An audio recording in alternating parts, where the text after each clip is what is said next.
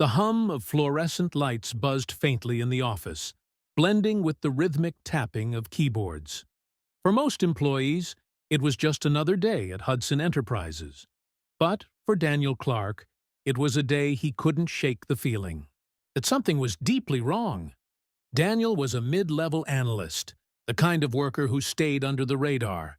He clocked in, met his deadlines, and avoided office drama.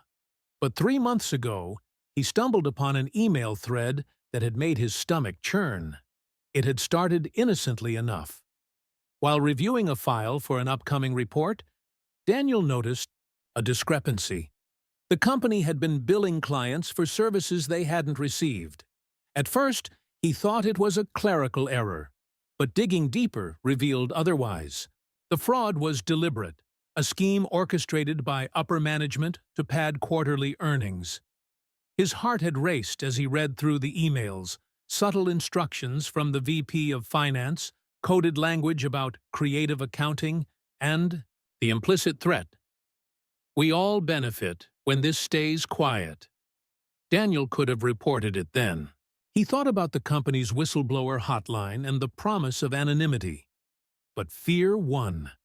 He had a mortgage to pay, student loans still hanging over him, and a family that relied on his steady paycheck. He told himself it wasn't his problem, that someone else would uncover it eventually. Weeks passed, and the guilt began to eat at him. Every time he saw a congratulatory email about record profits or overheard co-workers discussing bonuses, he felt complicit. The fraud wasn't just numbers on a screen, it was stealing from clients, small businesses struggling to stay afloat, people who trusted Hudson Enterprises to act with integrity. Then came the audit. An external firm was brought in, and the tension in the office became palpable. Rumors swirled about missing funds and questionable practices. Daniel avoided eye contact during meetings, afraid someone might see the guilt etched on his face. One day, as he walked past the break room, he overheard a conversation between two auditors. "It's bigger than we thought," one said. "This could take the whole company down." That night, Daniel lay awake, staring at the ceiling. His silence had kept him safe. But at what cost? Colleagues who had nothing to do with the fraud would lose their jobs if the company collapsed. Clients would suffer, and families would be ruined. The next morning, Daniel made a decision.